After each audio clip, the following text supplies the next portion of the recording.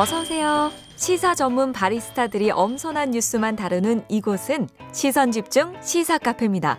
다 같이 편안하게 토크 한잔 하실까요? 네, 시사 카페 시작하겠습니다. 두 분과 함께 하는데요. 소셜랩 접경지대의 조형근 소장 모셨습니다. 어서 오세요. 예, 안녕하십니까. 그리고 정치 철학자 김만권 박사 모셨습니다. 어서 오세요. 안녕하십니까. 네. 자, 오늘은 아프가니스탄으로 좀 가보겠습니다. 제가 먼저 잠깐 발제를 해드려야 될 것 같은데요. 이제 탈레반 모두 접수가 됐죠. 미군까지 철수가 됐으니까. 그런데 아프간에서 벌어지고 있는 일들 계속 외신을 타고 전해지고 있는데요. 뭐 여기서 굳이 하나하나 입에 올릴 이유는 없을 정도로 특히 여성한테 가혹함을 넘어서 잔혹하다. 뭐 이런 이야기가 나오고 있는데 이게 이제 이슬람 율법인 샤리아. 그다음에 또 이제 탈레반의 주축이 파슈툰족인데 파슈툰족의 관습법인 파슈툰 왈리 여기에 따른 것이다라고 하는 지금 보도가 나오고 있어요.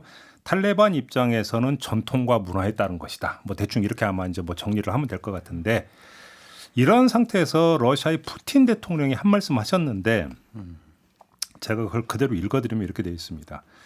미군은 20년 동안이나 아프간에 주둔하면서 현지 주민들을 문명화시키고 정치 조직을 포함한 자신들의 삶의 규범과 표준을 이식시키려 시도했는데 그게 잘못됐다 이렇게 비판을 했어요. 왜냐?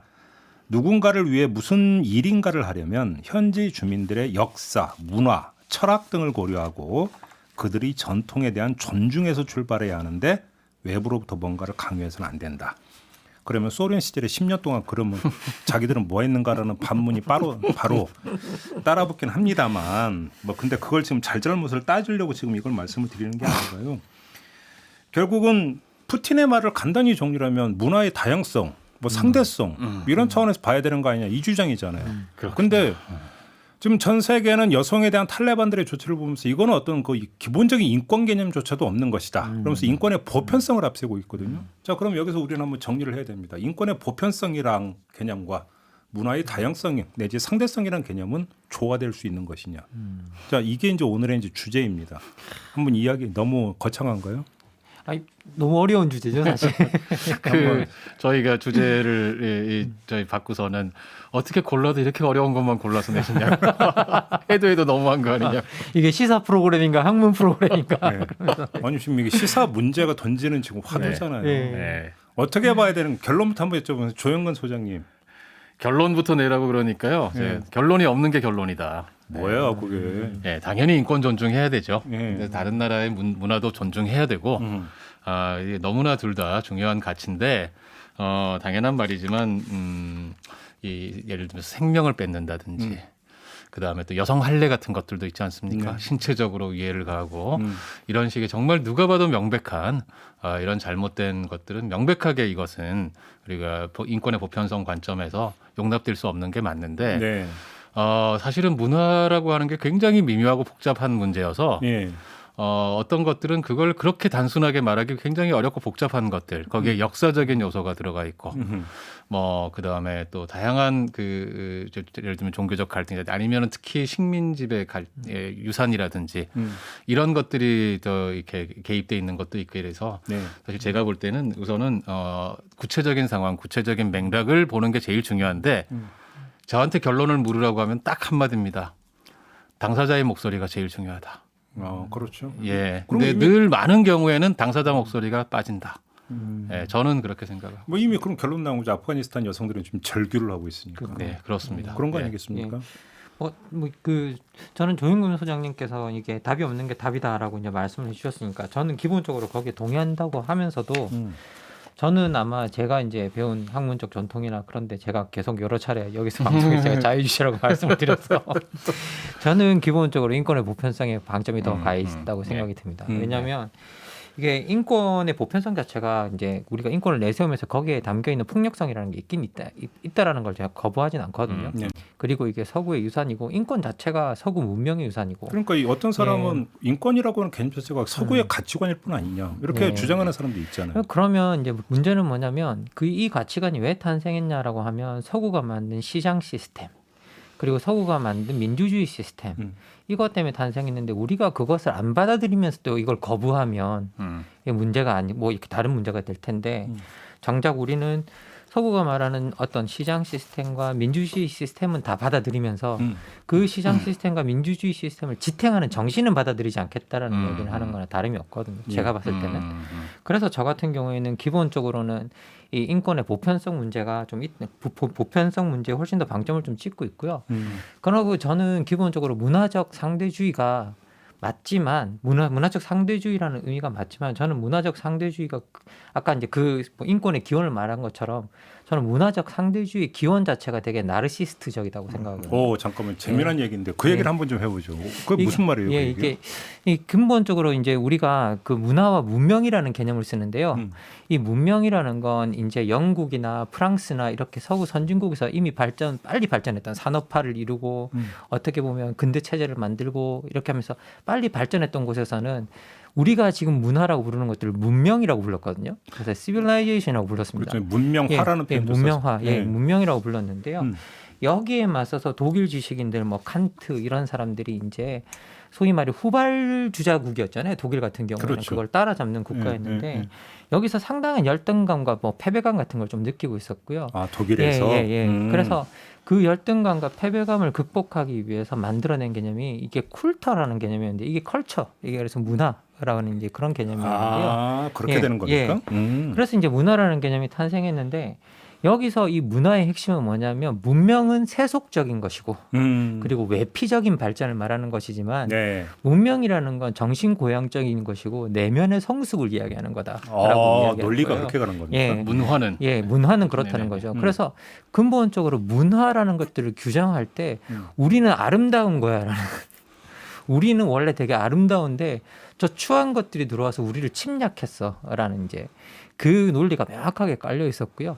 그리고 이런 문명을 규정하는 논리는 이제 이렇게 기본적으로 여기서도 시작할 때 문화의 개념이 문명의 침략이라는 것에 맞서서 사실은 만들어졌던 개념이라 방어적이네요. 되게 방어적입니다. 기본적으로 방어적이고 그리고 자신을 방어할 때 쓰는 논리가 뭐냐면 항상 우리가 더 아름다웠어거든요.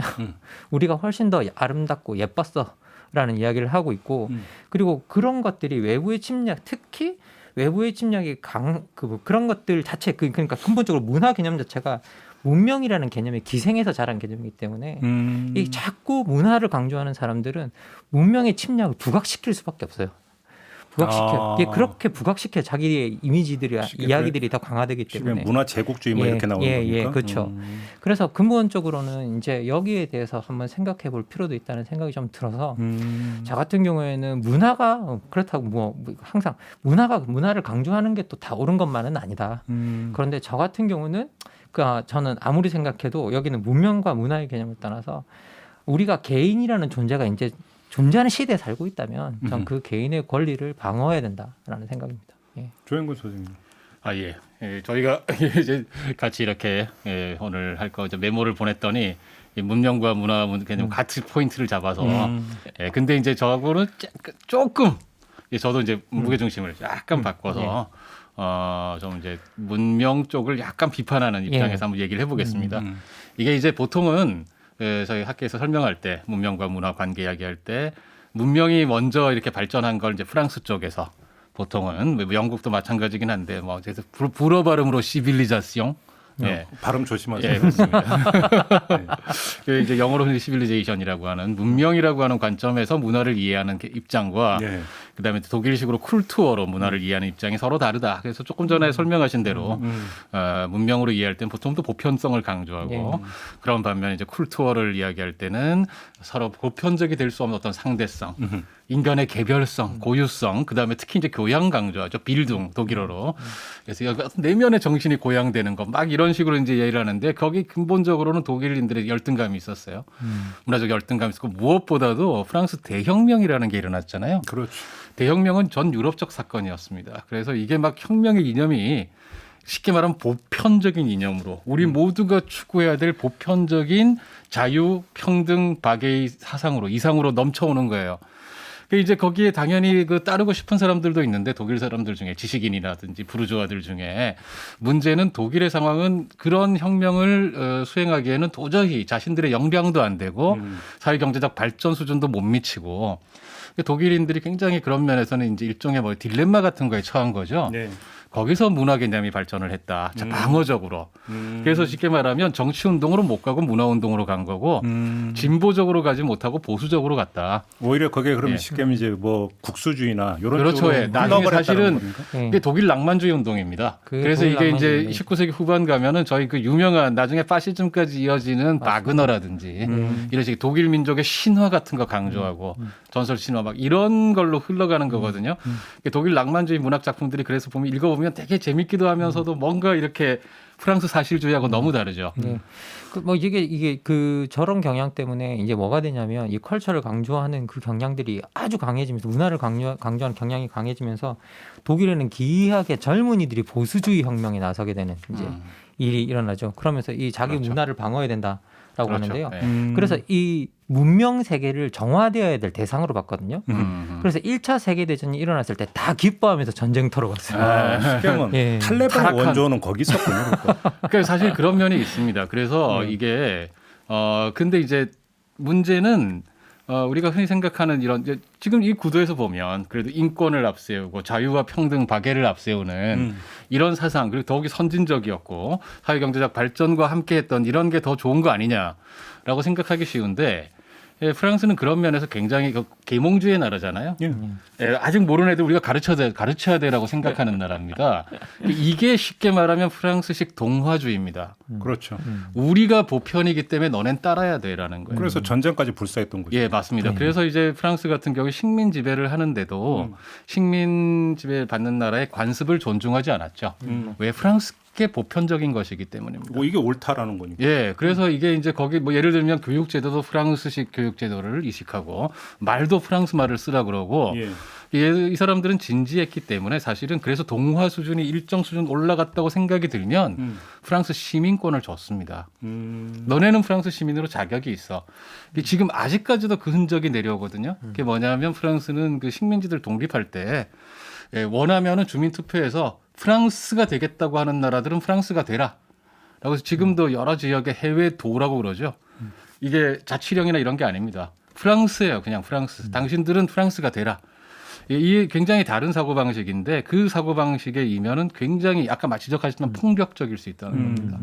현재의 관습이라든지 이런 걸 전혀 존중하지 않고 그러니까 이제 그게 사실은 지금 이제 탈레반하고 연결되는 부분에 있는데 굉장히 미묘한 문제입니다만은 사실 프랑스에서 지금 이제 부르카 같은 거 부르카 금지를 시키지 않았습니까? 근데 공공장소 프랑스에서 엄청 논쟁이 됐었죠. 예, 이게 장난이 아닌데 프랑스 입장에서는 부르카라고 하는 것은 종교적인 상징이고 또 한편 여성 차별이기도 하고 이런 것을 공적으로 입게 할 수 없다. 바깥에서. 예. 그러니까 집안에서 입는 거는 뭐 어떻게 할 수 없지만 예. 이렇게 해서 그걸 법으로 금지를 시키는 겁니다. 근데 이게 어떤 문제가 있냐면 예를 들면 알제리가 프랑스하고 엄청난 전쟁을 해서 독립을 하게 되잖아요. 이럴 때 프랑스 식민 당국은 부르카를 금지시키는 겁니다. 야, 너네 이거 야만적인 관습이야. 너네 이런 거 입으면 안 돼. 예, 그래서 못 입게 해요. 근데 이제 여기서 어떻게 하면 여성들 중에서 사실 독립운동에 참여한 여성들이 있어요. 네. 이 여성들은 부르카를 악착같이 입는 거예요. 오. 부르카를 입으면 신분을 확인할 수 없어요. 아, 또 그렇구나. 예, 거기다가 여성들의 몸 안에 막 이게 딱 해가지고 뭐 여기 다 기밀 서류라든지 목이 숨겨갈 수 있고. 숨겨갈 수 있잖아요. 그래서 여기서 엄청나게 이슬람 이 알제리 독립운동에서는 이걸 아주 중요한 투쟁의 하나의 지점으로 만듭니다. 어허. 너희들이 우리의 문화와 관습을 부정하면서 정말 건드리면 안 될 걸 건드렸다. 네. 그래서 굉장히 유명한 분이죠. 이 소위 탈식민주의 이런 쪽 이론에서 굉장히 유명한 프란츠 파농이라는 분. 예, 뭐 대지에 저주받은 자들부터 시작해서 굉장히 유명한 저작들이 우리나라에 많이 번역돼 있는데 이분이 알제리 독립 투쟁에 무장 투쟁을 함께 하셨던 분이잖아요. 이론가이면서 동시에 이분 같은 경우는 이럴 때 우리는 부르카를 지지해야 된다. 오. 예. 그 훌륭한 그야말로 이 해방 투쟁의 무기가 되었다. 부르카가. 다른 한편으로는 분명히 저희가 이게 여성 억압의 상징이고 현실적으로 여성들을 옥죄했던 것이 어쩌나요? 이럴 때 문제가 뭐냐 하면 어떤 여성들은 이걸 받아들인다는 거예요. 이걸 오히려 자랑스럽게 받아들이고 예. 이럴 때 과연 우리가 외부인의 입장에서 이걸 뭐라고 말을 할 수 있는가? 그러니까요. 이를테면 프랑스 같으면은 그거 그래도 안 돼. 라고 오늘날 얘기하는 거는 이해할 수 있는데 그 맥락은 알고 보면 식민주의 탄압도 있는 거예요. 그 역사성도 있는 겁니다. 그래서 이게 쉽지 않다. 그- 이런 말씀을 제가 근데 저는 드리는 거죠. 오늘날 인권과 문화적 상대성이 타협하는 방식을 아까 이제 프랑스 부르카 예를 들어주셨으니까요. 지금 이제 부르카가 어떻게 보면 프랑스 공공학교에서 이제 금지가 돼 있잖아요. 그런데 이게 종교적 특정 종교를 대상으로 타겟으로 할 수 있잖아요. 그래서 이걸 어떻게 금지시켰냐면 공공학교 내에서 모든 종교적 장식물이나 이런 것들 착용하지 못하도록 네네 했어요. 맞습니다. 예. 그래서 심지어 십자가도 못 걸어요. 묵주도 예, 못 예, 걸죠. 아무것도 못 예, 걸게 묵주도 못 그렇게 걸죠. 만들어놨습니다. 예, 정조 그래서- 분리기 때문에. 그래서 예. 기본적으로 종교적 간의 차별을 없애는 방식으로 해서 일방의 하나의 종교에만 강요하는 방식으로 이렇게 했던 게 아니거든요. 네, 지금. 네, 맞습니다. 그래서 그런 방식으로 타협해 나가고 있기 때문에 타협하고 방향을 찾아 나가고 있기 때문에 저는 이것들이 그 시작에 있어서는 어떻게 보면 저는 뭐 폭력적일 수 있다라는 것들 항상 인정하는데 기원이 폭력적이라고 해서 지금의 현재가 폭력적이다라는 식으로 규정하는 것들은 또 저는 문제가 있다고 생각이 들어요. 언제나 모든 문화나 뭐 문화도 마찬가지고 역사도 마찬가지지만 기원을 가지지만 시간이 지나면서 그것이 변하고 당연하죠. 우리가 항상 뭐 개부학 같은 거 이야기할 때도 기원을 안다면 다르게 생각할 수 있는 거기가 있다라는 거지. 그래서 현재가 잘못됐다라는 이야기를 하는 게 아니다라는 것처럼 이야기를 하듯이 우리가 기본적으로 우리가 기원 자체에 어떤 폭력성이 있다고 해서 지금 그것 자체가 폭력적이라고 규정하는 것은 아닌 것 같고요. 그리고 계속 그 폭력성을 인식하고 지적하는 사람들이 있기 때문에 인권의 보편성도 계속 어떻게 보면 그런 폭력성에서 벗어나기 위해서 계속 타협해온 역사이기 때문에 저는 어떻게 보면 그 역사의 기간이 꽤나 이제 되었고 경험을 갖고 있고 우리가 여러 사례를 갖고 있다라는 점에서 저 같은 경우에는 어떻게 보면 개인의 그리고 그 개인의 어떤 권리를 존중해야 된다고 생각이 들고 저는 그리고 이렇게 식민지 전쟁이나 이런 것들이 일어났을 때와 지금의 상황은 명백히 다르다고 생각해요. 왜냐하면 19세기 말 20세기 초에 식민주의가 성장할 수 있었던 이유는 뭐냐면 지역별의 근대화의 격차가 너무 컸어요. 그렇죠. 근대화의 격차가. 그런데 지금은 사실은 근대 문명에 안 들어가 있는 곳은 없어요. 어떠한 방식으로 존재하건 근대 문명이 뭐고 사람들은 그것이 뭐라는 걸 인식하고 있거든요. 그리고 사람들은 또 자기의 권리가 있다는 것도 인식하고 있어요. 이제. 그런 시대라고 한다면 이게 어떻게 보면 문화의 경계를 도덕의 경계로 삼는 어떤 그런 일들에서 탈피해야 되지 않나. 근데 그럼 여기서 질문 하나 조금 전에 이제 그 김만권 박사의 말에 잠깐 녹아 있긴 한데 인권의 보편성을 인정을 한다고 치고 그러면 인권의 보편성을 관철시키는 수단으로서 폭력은 안 된다 이런 말씀이십니까? 예, 뭐 그거는 인권 자체에 반하는 일이 되어버리기 때문에. 그래요? 예, 예. 그러면 예를 들어서 이제 전쟁과 같은 무력을 동원해서 강제하는 것은 안 된다. 근데 이게 이론적으로는 성립이 될 수 있을지 모르지만 그러면 실천적으로 들어가면 사실은 그게 또 한편으로는 무력한 이야기일 수도 있는 거 아닙니까? 결국은 그렇게 놓고 본다면 그건 그러면 내정의 문제가 되니까 결과적으로 수수방관으로밖에 갈 수가 없는 거잖아요. 그러면 인권이라고는 가치가 갖는 중요성에 비하면 뭔가 구두선일 뿐인 거잖아요. 또 그렇게 따지면 어떻게 봐야 됩니까? 이게 뭐 참 이렇게 국제 정치에서 이제 저희들이 계속 강조하는 그 부분 중에 하나가 뭐 국제 정치가 힘의 논리로 움직이는 것 같지만 모든 국가는 자기 국가의 평판에 대해서 관여를 하거든요. 그리고 이 평판의 문제에 대해서 어떤 그걸 하기 때문에 그래서 유엔 총회가 내놓는 게 사실은 내놓는 제재안들이나 결의안들이 아무런 법적 힘이 없어요. 아무런 강제성이 없고 그러니까. 전부 다 공고안이거든요. 예. 그런데 모든 국가들은 실제 거기에 나오는 거 다 관여하고 거기에 다 신경 쓰고 그리고 그런 권고안들이 그 국가들의 행위 패턴을 조금씩 움직여 왔다는 거예요. 올바른 쪽으로. 그래서 근본적으로 저희들이 이제 국제적으로 그 여론을 만들어 나가고 계속 어떤 그 여론을 통해서 푸시를 주고 압력을 주고 그러면서 우리가 서서히 변동하게 만들어야 된다는 생각이 뭐 제 발상입니다. 예, 그러니까 점진적으로 평화적으로 해야 된다. 예, 저는 기본적으로 인권을 이야기하면서 반인권적인 수단을 쓸 수는 없는 예, 것이죠. 그러니까요. 그건 뭐 예. 저는 김만권 박사님의 그 고민을 충분히 이해합니다. 예. 그래요? 예. 그러면 예를 들어서 물론 이제 그게 그 뭐 진짜 이유인지는 잘 모르겠으나 크메르 루즈에 대량 학살이 있었습니다. 그죠? 예.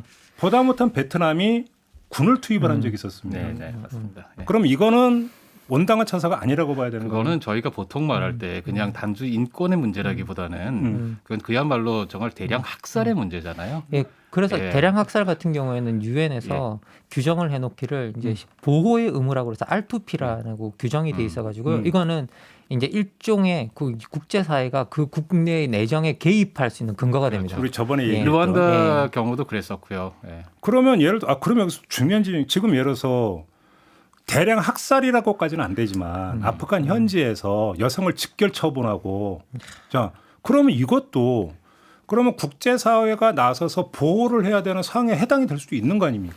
예, 뭐 이건 반드시 그냥 해당이 될 수도 있는 상황이 아니라 해당이 되는 상황이고요. 예. 그리고 이걸 우리가 어떻게 규정하는가에 따라 되게 다른데 사실은 이제 전쟁 범죄도 일종의 개입 사유가 되거든요.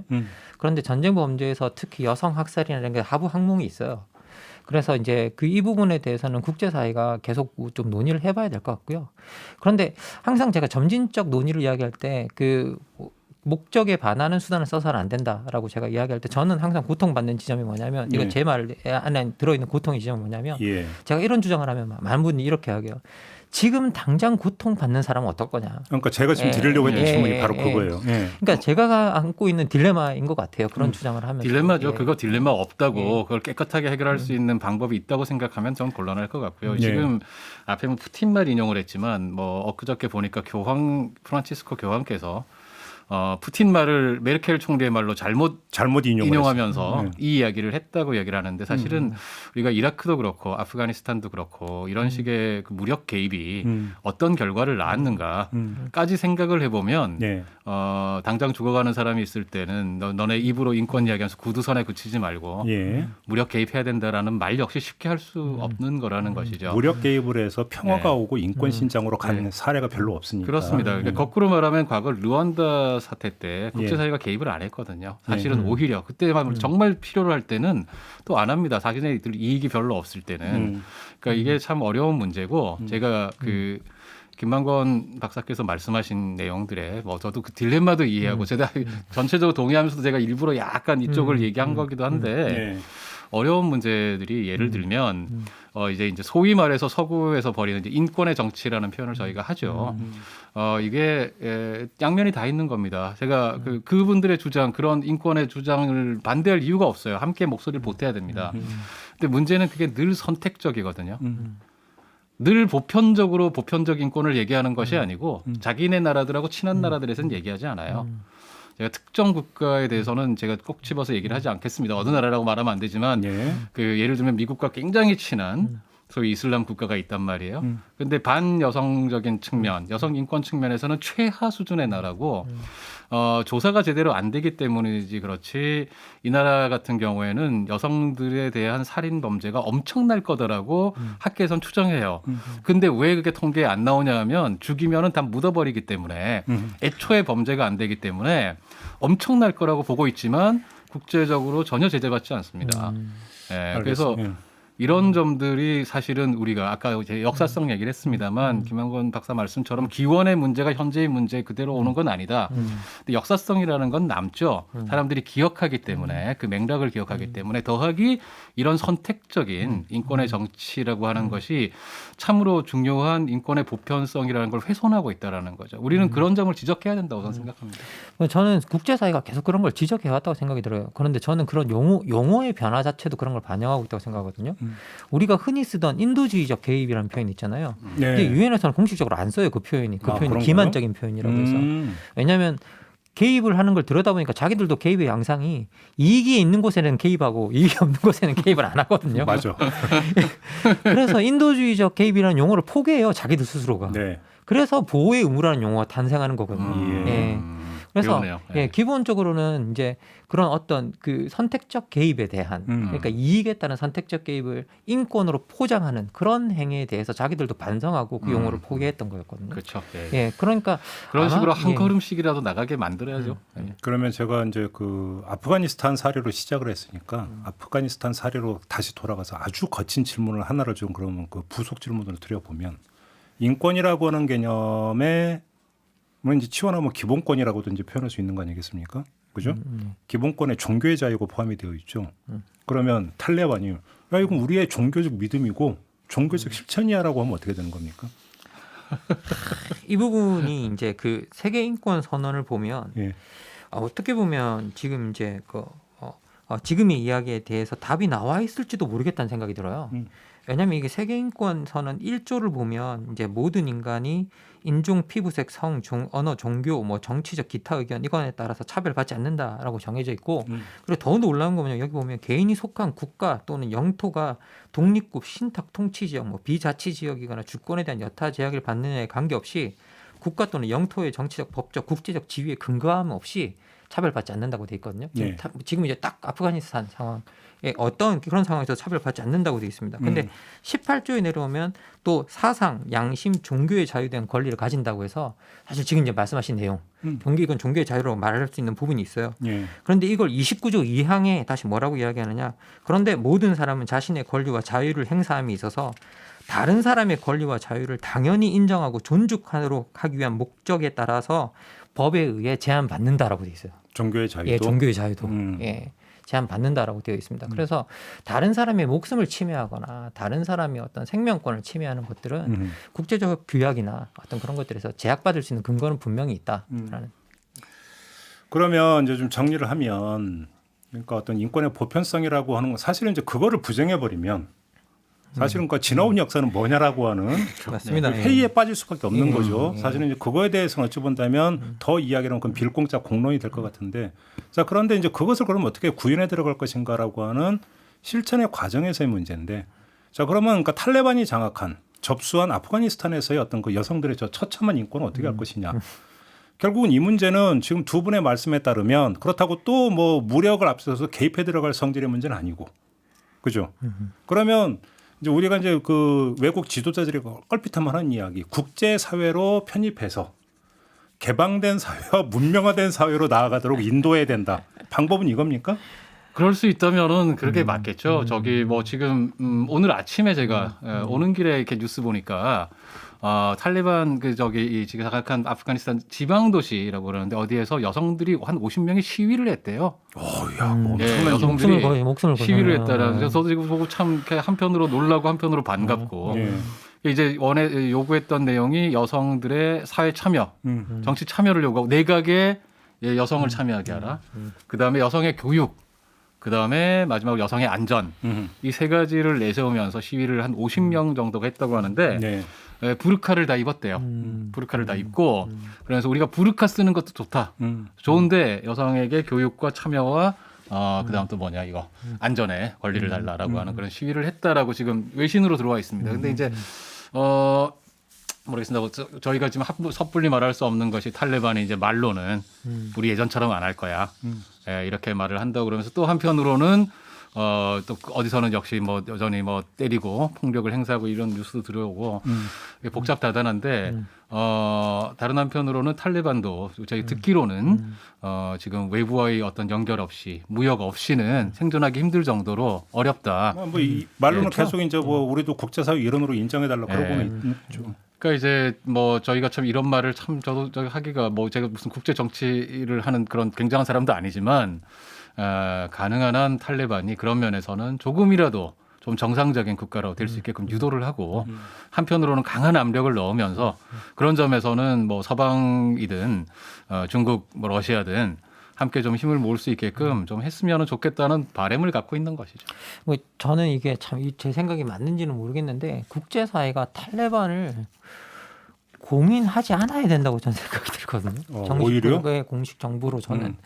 왜냐하면 이런 인권 침해적이고 억압적이고 그리고 인종청소에 나서는 그런 소수민족이 지금 인종청소에 나서는 이런 정부를 우리가 국제사회가 공식적인 정부로 인정하게 될 때 가장 나쁜 선례를 남기게 될 것이고 그리고 이 정부를 공식적 승인한다는 건 이 정부가 정상 정부가 되어버리는 마치 이렇게 하는 일들이 정상 정부가 되어버리는 일들이 되기 때문에 저는 이것을 받으려고 한다면 어떤 국제사회가 스탠다드를 정확하게 제시하고 그것을 맞출 때 평가 직무 항목에 맞출 때 우리가 정상 정부를 인정할 수 있다라는 어떤 그런 식의 조건을이라도 최소한 걸어야 된다고 생각이 들어요. 국제 질서가 꼭 그 힘만 있는 게 아니라 또 하나 이제 그 주동하는 것은 거래죠, 거래. 예. 그렇지 않습니까? 거기서 이제 거래의 여지가 있다면 오히려 이제 그것들을 활용하라는 게 오히려 보면 가장 현실적인 방법일 수 있는 거 아니겠습니까? 예. 실제로 우리가 이제 뭐 유럽 연합 같은 데 가입하려면 코펜하겐 기준이라고 해서 맞춰야 되거든요. 그 코펜하겐 기준을 못 맞추면 회원국이 안 돼요. 마치 그렇듯이 국제사회가 탈레반에게 명확하게 국제사회가 인정하는 어떤 최소한의 기준을 주고 그 기준에 맞추지 않는다면 공인정부로 전 인정해서는 안 된다고 생각이 들어요. 네. 공감이 갑니다. 네. 알겠습니다. 뭐 탈레반이란다. 아프가니스탄에 히토교가 어마어마하게 묻혀 있다면서요? 예, 거기 그러니까 예를 들어서 그러면 이제 그것을 개발해낼 수 있는 뭐 그러니까 뭐 물적인 뭐 인프라나 이런 것들 제공해 주는 대신에 그다음에 니네를 어떤 그 정부로 인정해 주는 대신에 자 이제 우리 기브앤테이크 가야지 요거 예. 뭐 이런 식으로 예. 어떤 아까 이제 두 분이 이야기했던 점진적 방법이라고 하는 게 뭐 그런 것들이 하나의 방법이 될 수는 있는 거 아니겠습니까? 그렇다고 제가 여성의 인권이 바로 천지개벽 수준으로 바뀔 것 같지는 않지만 절대 그렇지 않을 겁니다. 예. 그죠? 쉽지 않겠죠. 그러지는 않겠죠. 그렇지만 어렵고 힘들어도 추진해야 될 방향이겠죠. 그러게요. 아무튼 자 인권의 보편성과 문화의 상대성 참 어려운 너무 어려운 예, 주제를 너무 어려운 들고 주제입니다, 오셨어요. 진짜. 예. 근데 지금 아프가니스탄에서 제기하고 있는 화두가 그 문제 아니겠습니까? 예, 예, 맞습니다. 맞습니다. 이렇게 저희가 예. 얘기를 한번 해보는 건 전 좋았다고 정말 생각하고요. 예. 딱히 저희가 당장 무슨 일을 할 수 없더라도 예.